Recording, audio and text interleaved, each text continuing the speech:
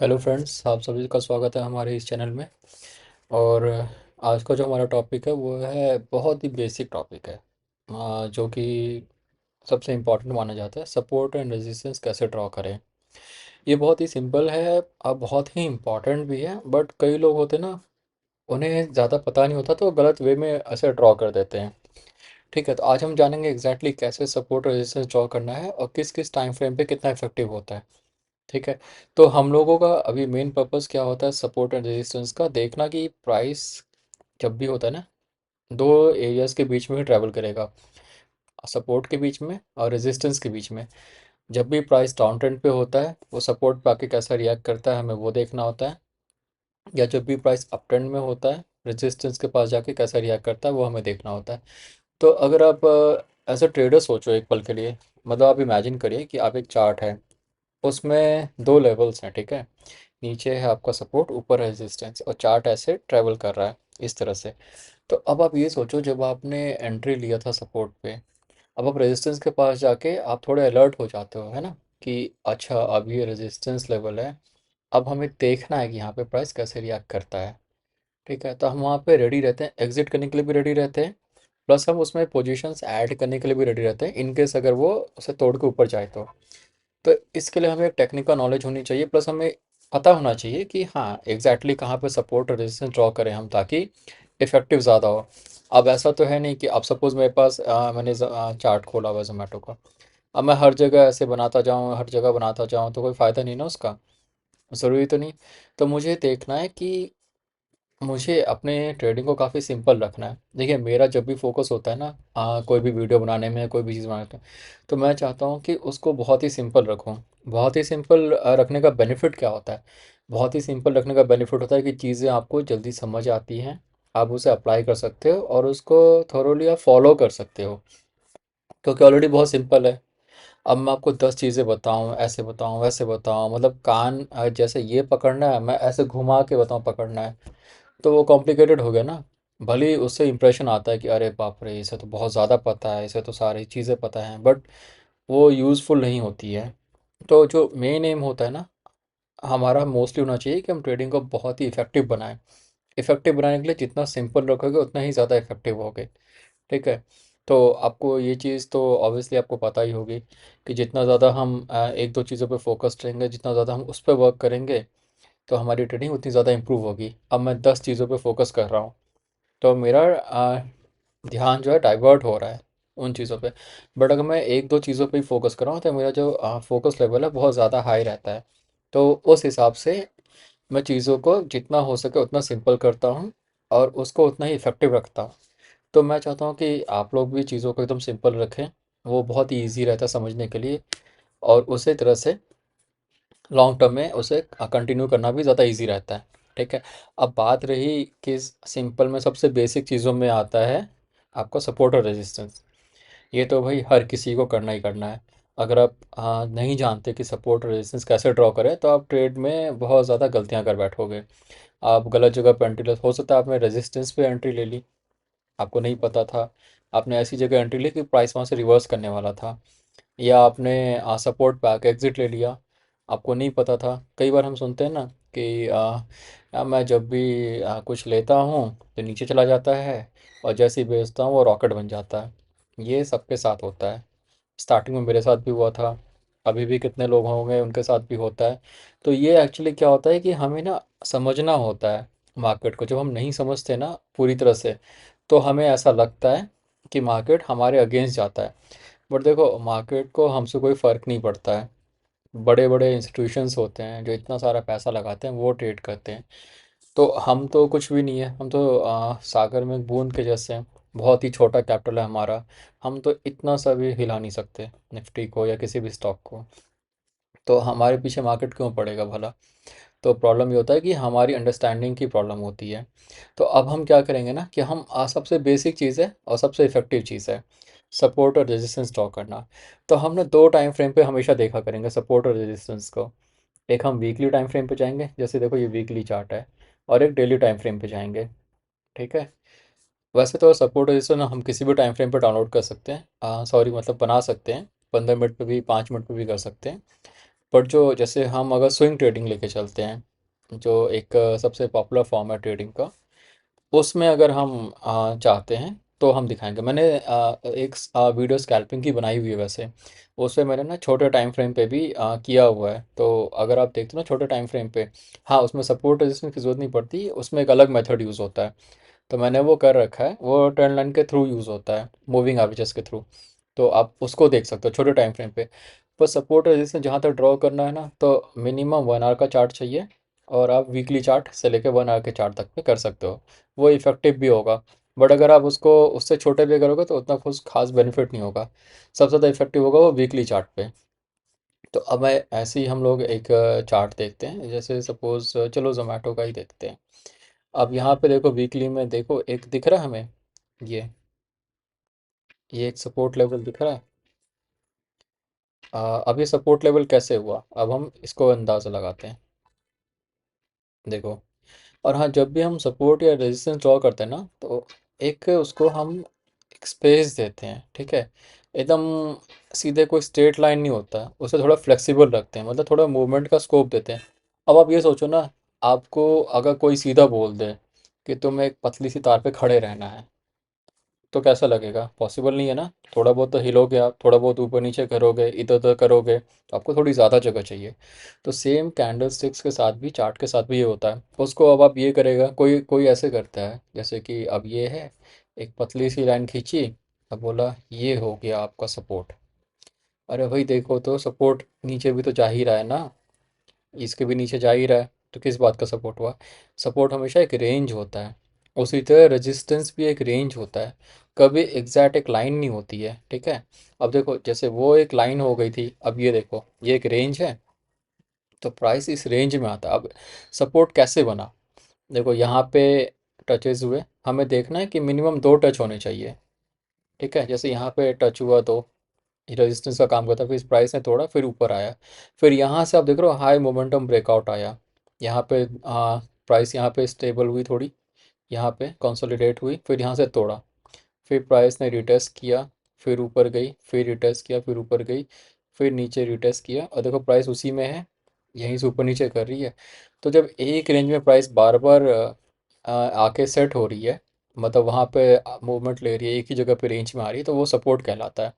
Similarly अब price देखो ऊपर देखते हैं हम लोग, तो ये रेजिस्टेंस कहलाता है, ठीक है। अब रेजिस्टेंस कहलाए क्योंकि प्राइस यहाँ पे आके नीचे जा रही है, यहाँ प्राइस आके ऊपर जा रही है, यहाँ आके नीचे जा रही है, तो ये हो गया सपोर्ट और रेजिस्टेंस हमारा।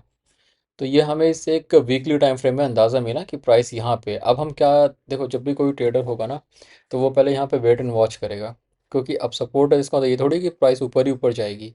प्राइस यहाँ से नीचे भी तो जा सकती है, जैसे कि मान लो ये है, प्राइस थोड़ा सा ऊपर गई, फिर ऐसे किया, रिटेस्ट किया, फिर थोड़ा साइडवेज रही, फिर ऐसे भी तो जा सकती है ना।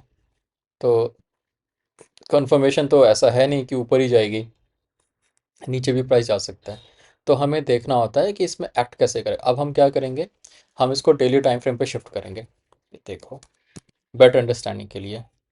देखो अब हमने डेली पे देखा, तो डेली पे भी ना ये सपोर्ट एरिया में ही है। ये जो वीकली सपोर्ट था ना, ये इसका डेली सपोर्ट भी है, क्योंकि देखो डेली में भी प्राइस ना इसी रेंज में जा रही है, और डेली में भी प्राइस यहीं पे जा रही है। देखो जैसे एक ये भी आप बोल सकते हो रेजिस्टेंस है, यहाँ भी प्राइस ने, पर ये छोटा रेजिस्टेंस, ये मेजर रेजिस्टेंस है, यहाँ पे आती देखो प्राइस नीचे आ गई सीधा, और एक ये रेजिस्टेंस भी है। तो बीच बीच में ना रेजिस्टेंस आते रहेंगे। अब देखो एक ये छोटा रेजिस्टेंस ये भी है, फिर एक ये भी रेजिस्टेंस है, फिर एक ये भी है, फिर एक ये भी है। पर हम एक रेंज लेके चलेंगे, क्योंकि प्राइस क्या होगा ना, कि जैसे यहाँ से ऊपर आएगा, ठीक है, इसे क्रॉस करेगा रेजिस्टेंस को, फिर यहाँ पे थोड़ी देर कंसोलिडेट करेगा, फिर थोड़ा ऊपर जाएगा, फिर कंसोलिडेट करेगा, फिर ऊपर जाएगा, अगर प्राइस को ऊपर जाना है तो हम एक बार में एक या दो लेवल ही ड्रॉ करेंगे, ताकि हमारा क्लैरिटी ज़्यादा मेंटेन रहे। अब मैं यहाँ ड्रॉ कर दूँ, यहाँ ड्रॉ करूँ, जैसे जैसे देखो, अब मैं यहाँ पे ड्रॉ कर देता हूँ, फिर यहाँ पे ड्रॉ कर देता हूँ, फिर यहाँ पे भी ड्रॉ कर देता हूँ। तो चार्ट देख रहे हो कितना क्लटर्ड लग रहा है ना? बहुत ज़्यादा लग रहा है हमें। और ये छोटे छोटे रेजिस्टेंस हैं, तो हमें मेजर रेजिस्टेंस पे ज़्यादा वर्क करना है, ठीक है। छोटे रेजिस्टेंस पे उतना फोकस नहीं करना है, क्योंकि प्राइस चलो वहाँ से पुल बैक लेगी, बट फिर उन्हें जल्दी ब्रेक भी कर देती है अगर मोमेंटम अच्छा रहता है या फिर मार्केट बुलिश रहता है तो हमने देखा। अब देखो यहाँ पे टचेस देखो, हमेशा टचेस देखो, आप जब भी सपोर्ट रेजिस्टेंस ड्रॉ करो ना, यहाँ प्राइस देखो रेंज में था, ये देख रहे हो आप, कंसोलिडेट हो रहा था यहाँ पे, फिर ब्रेकआउट दिया, फिर यहाँ पे अब इसी रेंज में है, कंसोलिडेट हो रहा है, तो मतलब ये सपोर्ट हो गया। यहाँ प्राइस ने ट्राई किया जाने का ऊपर, नहीं जा पाई, यहाँ ट्राई किया नहीं जा पाई, फिर नीचे गई, फिर ट्राई किया फिर नहीं जा पाई, यहाँ भी थोड़ा सा ट्राई किया नहीं जा पाई, तो ये एक रेजिस्टेंस जोन हो गया। तो हमारी जो ट्रेडिंग होगी ना मोस्टली इन दोनों के बीच में होगी। हमें देखना यहाँ से प्राइस ऊपर जाती है कि नहीं जाती है, स्ट्रेंथ है कि नहीं है, और यहाँ पे आके कैसे रिएक्ट करती है। अब यहाँ से यहाँ तक प्राइस को आने के लिए देखो 30% और यहाँ तोड़ने के 37%, मतलब 30% के आसपास का मूव तो बनता है, ठीक है। तो अब हमें देखना है कि प्राइस यहाँ पे रिएक्ट कैसे करते हैं, यहाँ से इसका ट्रेंड चेंज होता है कि नहीं होता है।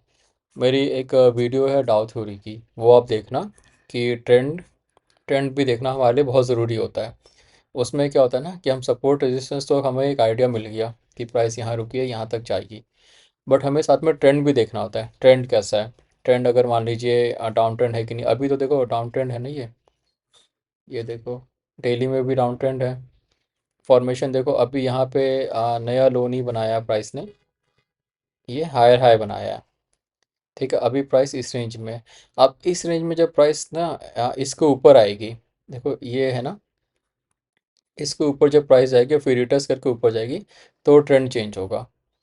तो हमें ये देखना होगा कि प्राइस यहाँ पे कैसे एक्ट करती है। प्राइस यहाँ से अगर अप ट्रेंड का फॉर्मेशन बनाती है तो प्राइस में स्ट्रेंथ है, अदरवाइज प्राइस यहाँ से कंसोलिडेट करके नीचे भी जा सकती है।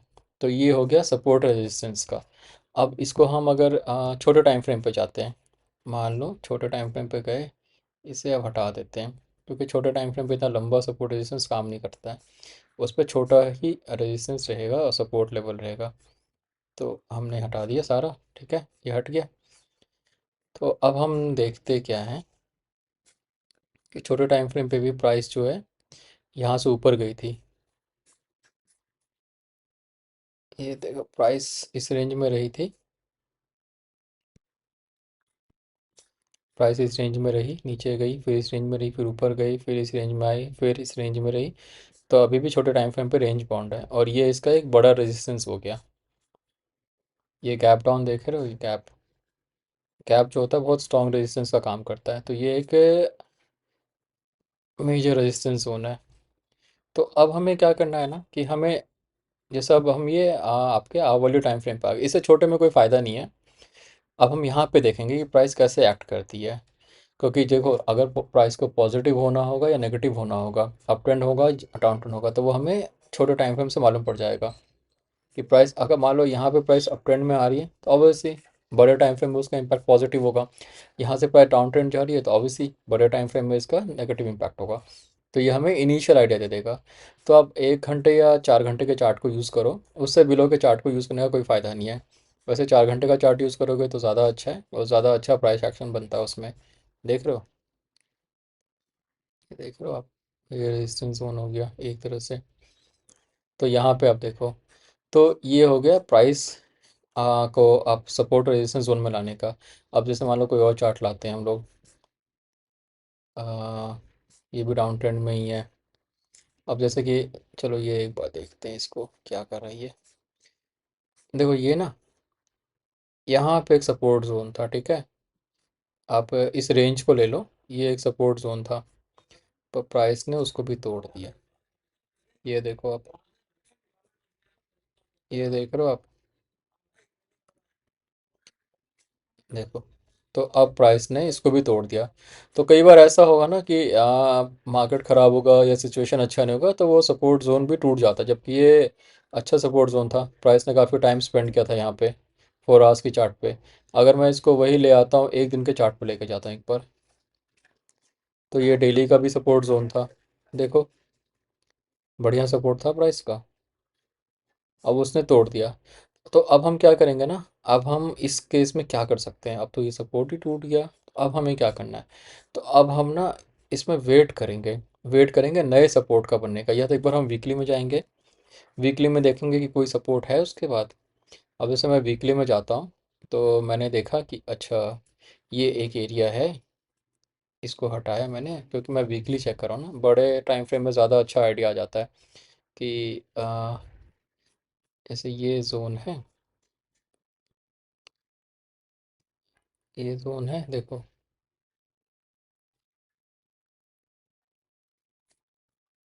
ये जोन हो गया, थोड़ा छोटा कर दो इसको, टचेस होने चाहिए।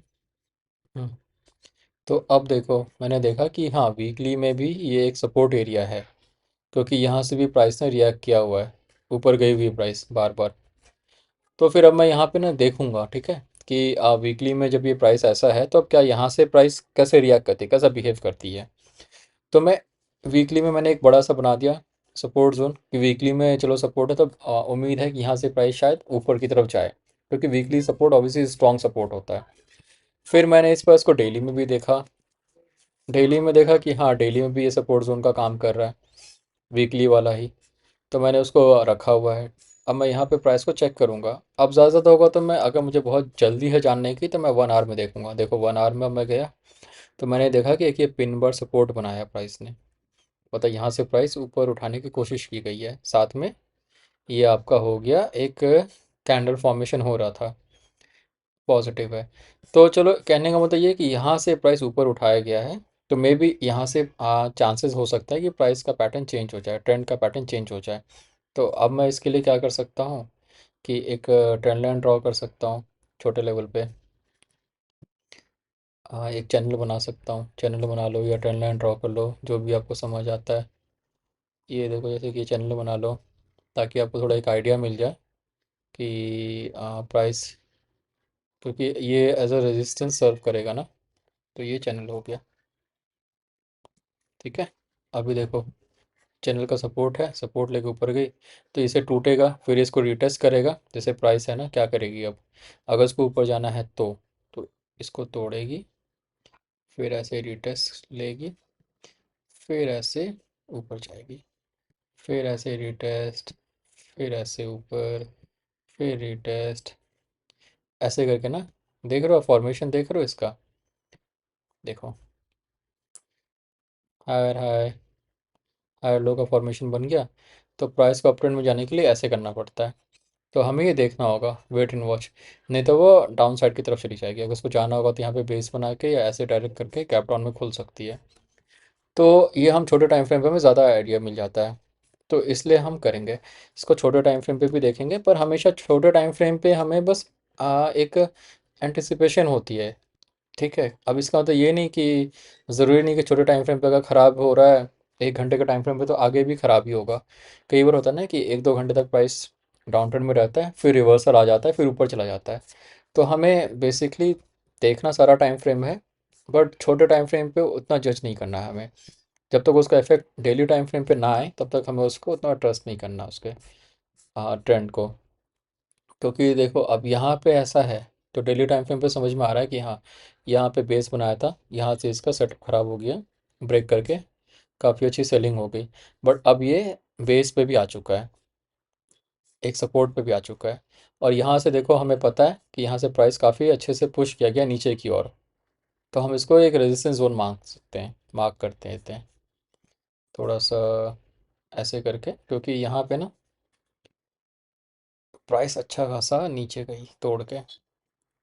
तो अब ना ये एक रेजिस्टेंस जोन रहेगा, अच्छा वाला। तो अगर आपको देखना है, तो आप यहाँ से इसको यहाँ तक का चेक करोगे, तो 17% का अपसाइड मूव है जो यहाँ तक आ सकता है।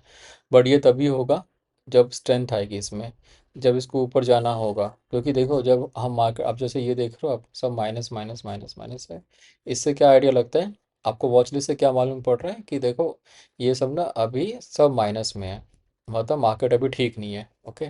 जैसे ये देख लो आप, देखो, सब रेड है, मोस्टली थोड़े से ग्रीन है। तो इसका मतलब क्या लगता है, इसका आइडिया होता है कि मार्केट अभी एक अच्छी कंडीशन में नहीं है। तो अच्छे कंडीशन में नहीं है, तो इसका मतलब मोस्टली ट्रेड फेल होने के चांसेस है, कितना भी अच्छा सेटअप क्यों ना। जैसे देखो, इसको अगर उठना होता ना, तो यहाँ बेस बना के उठ जाता वो, यहाँ से ऊपर चला जाता। बट क्योंकि मार्केट भी साथ नहीं दे रहा है तो नीचे चला गया ये। तो सिनेरियो हमें देखना पड़ता है, सपोर्ट रेजिस्टेंस के अलावा हमें ओवरऑल मार्केट भी देखना होता है। तो खैर आप मार्केट का एक एस्टिमेट आइडिया लेते हैं। और अगर हम बात करते हैं सिर्फ ट्रेड बाय ट्रेड की, सिर्फ शेयर को लेके, तो हमें हमें करना क्या है कि जब भी कोई सेटअप ख़राब होता है ना, तो हमें एग्ज़िट ले लेना है। जब भी हम किसी ट्रेड में एंटर करते हैं, जैसे मान लो कि अब यहाँ पे तो कोई एंट्री बनती नहीं है, कहाँ एंट्री करोगे, ये तो वैसे भी। अब मान लो कि आप यहाँ पे देखते हो प्राइस का फॉर्मेशन चेंज होता है थोड़ा सा, तो आपने यहाँ के नीचे एसएल लगा लिया। और अब मान लो प्राइस अप ट्रेंड में जा रही है, फॉर्मेशन यहाँ पे चेंज हुआ, देखा आपने यहाँ बेस बनाया, फिर ऊपर गई, फिर रिटेस्ट किया, फिर ऊपर गई, तो आपने क्या किया, नीचे का एसएल लगा के ट्रेड को कर लिया। या फिर प्राइस और नीचे गई तो यहाँ पे एसएल लगा के उसको शॉर्ट में ले लिया। तो ये चीज़ कर सकते हैं हम बेस बना के। तो इसका मतलब ये हुआ कि सपोर्ट रेजिस्टेंस जो है सबसे बेसिक चीज़ है, और ये सबसे इंपॉर्टेंट चीज़ों में भी वो आता है। बाकी आप देखो, अगर आप चाहो तो मूविंग एवरेजेस लगा लो, आरएसआई यूज़ कर लो, मैकडी वगैरह यूज़ कर लो, वो सब सेकेंडरी ऑप्शन है। पर सबसे इंपॉर्टेंट ऑप्शन है, आपको प्राइस पैटर्न पता होना चाहिए और सपोर्ट रेजिस्टेंस कैसे ड्रॉ करते हैं वो पता होना चाहिए। जब भी सपोर्ट रेजिस्टेंस ड्रॉ करो तो एक थोड़ा सा स्पेस रखो, मार्जिन रखो हमेशा। नेक टू नेक नहीं करना है कभी भी। उससे क्या होता है कि प्राइस को थोड़ा बहुत मूवमेंट के लिए स्पेस देना ही होता है। प्राइस थोड़ा बहुत ऊपर नीचे करती है, जैसे मान लो कि एक ये भी सपोर्ट जोन था, खैर अब टूट गया, अलग बात है। देख रहे हो, प्राइस इसके अंदर मूवमेंट करी ना, ऊपर नीचे है रेंज में, बट इसके स्पेस के विद इन है। अब मैं एकदम सीधे लाइन खींचता तो मैं तो हर बार बोलता ना सपोर्ट टूट गया, सपोर्ट टूट गया, सपोर्ट टूट गया, हर बार बोलता ना। बट अगर मैंने लाइन ठीक से खींची हुई है तो मुझे पता है कि सपोर्ट के विद इन ही है जो भी है। तो देखो यहाँ पे अगर टूटा सपोर्ट तो यहीं पे एग्जिट कर लेना था हमें, क्योंकि एक बड़ी कैंडल बन गई ना, तो एग्जिट कर लेना था। वो अलग बात है कि एक नीचे भी एक सपोर्ट है वीकली में, तो हम थोड़ा पॉजिटिव हो सकते हैं कि मे भी यहाँ से प्राइस रिट्रेस करे। बट हमारा एज अ टेक्निकल पैटर्न देखो गया, तो ये सेटअप ख़राब होते हमें निकल जाना था।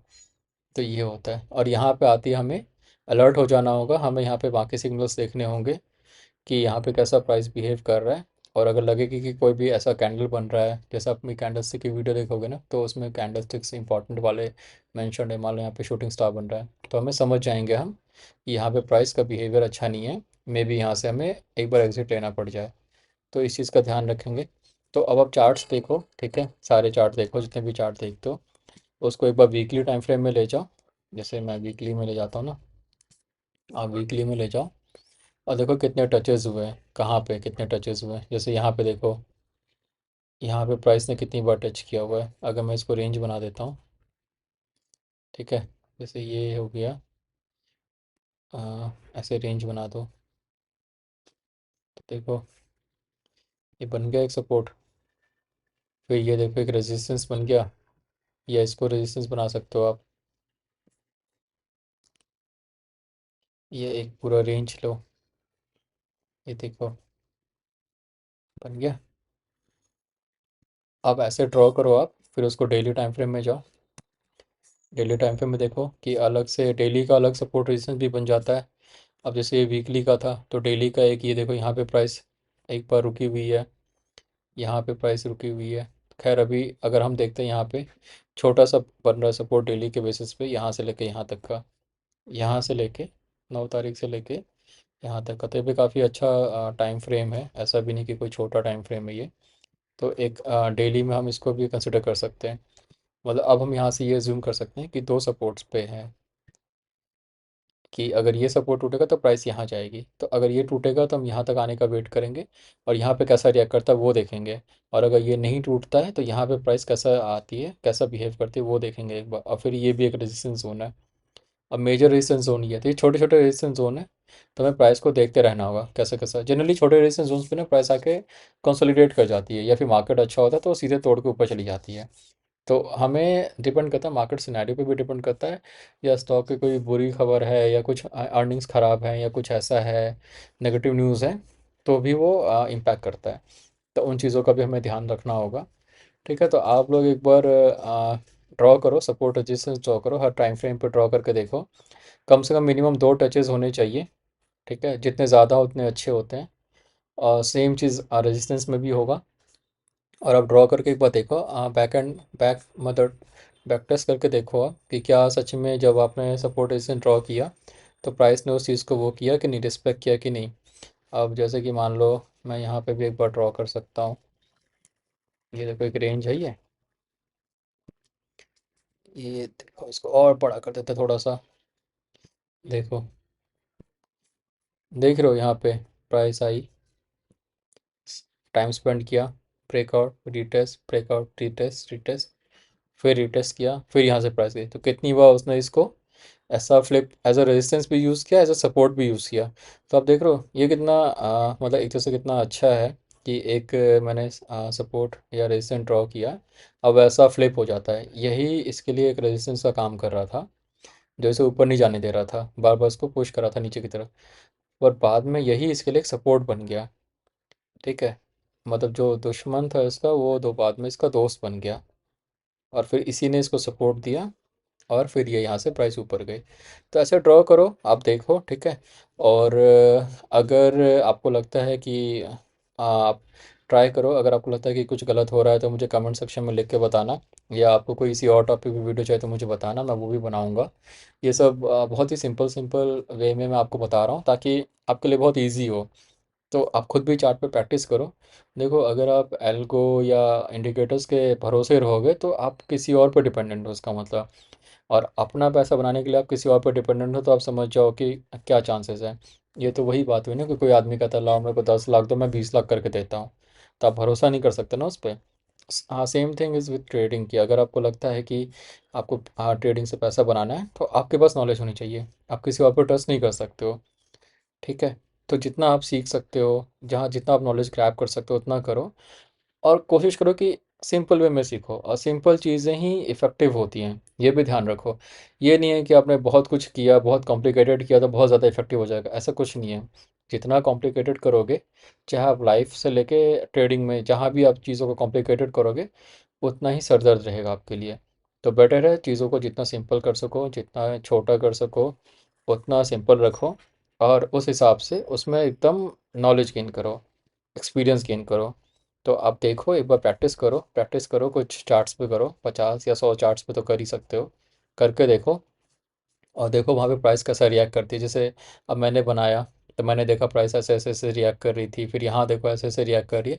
तो ऐसे आपका सपोर्ट रेजिस्टेंस ड्रॉ करने का तरीका बहुत ईजी हो जाएगा। तो आप करिए, weekly time frame, daily time frame और hourly time frame, 3 time frame पे करिए। 4 आवर के टाइम फ्रेम पे भी कर सकते हो अगर आपको तुरंत तुरंत अपडेट चाहिए तो। बट डेली टाइम फ्रेम और वीकली टाइम फ्रेम ज़्यादा इंपॉर्टेंट होता है। ठीक है, तो उस पर आप करके देखो, और बताना मुझे कमेंट सेक्शन में कि कैसा इफेक्टिव रहा कि नहीं रहा। और कुछ प्रॉब्लम है तो मुझे बताना, कोई क्वेरी हो तो मुझे बताना, किसी और कंटेंट पे वीडियो चाहिए तो मुझे बताना। मैं खुद ही कंटेंट्स लाता रहूँगा। ठीक है, मैं जब भी चाहूँगा कि बहुत ही सिंपल वे में आपको समझा सकूँ जो भी चीज़ें हो सके, क्योंकि ज़्यादा कॉम्प्लिकेटेड करना मेरे को अच्छा नहीं लगता है। और ज़्यादा कॉम्प्लिकेटेड करके कुछ ज़्यादा कुछ मिलना भी नहीं है।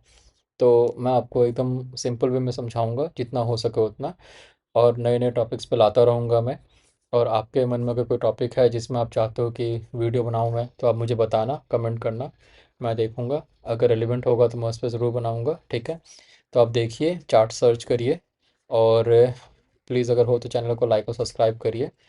और ताकि मुझे मोटिवेशन मिलता रहे, आप लोग मेरा वीडियो देखेंगे, आप लोग सब्सक्राइब करेंगे, तो मैं मोटिवेटेड रहूँगा। मैं वीडियोस बनाता रहूँगा, मेरे से जितना होगा मैं उतना करता रहूँगा, ताकि आप लोगों को अच्छे से सीखने को मिले, अच्छे से जुड़े रहें, आप अच्छे से चीज़ें लर्न करें, ताकि जब आप ट्रेडिंग कर रहे हो तो आप कॉन्फिडेंट रहें 100%। आपको किसी पे टिप्स पे या किसी न्यूज़ पे उस पर ट्रस्ट या भरोसा ना करना पड़े, रिलाई ना करना पड़े मोस्टली। आप सेल्फ सफिशिएंट हो जाओ ताकि आप खुद से ट्रेड कर सको, और आपको खुद पे कॉन्फिडेंस रहे। और उसके लिए मैं आपके साथ हूँ, आप करिए, आप प्रैक्टिस करते रहिए बस। और आपको जो भी क्वेरी हो, जो भी क्वेश्चन हो, प्लीज़ कमेंट सेक्शन में मेंशन करिएगा, और चैनल को प्लीज़ लाइक एंड सब्सक्राइब करिएगा। Okay, all at bye and take care. ठीक है, बाय।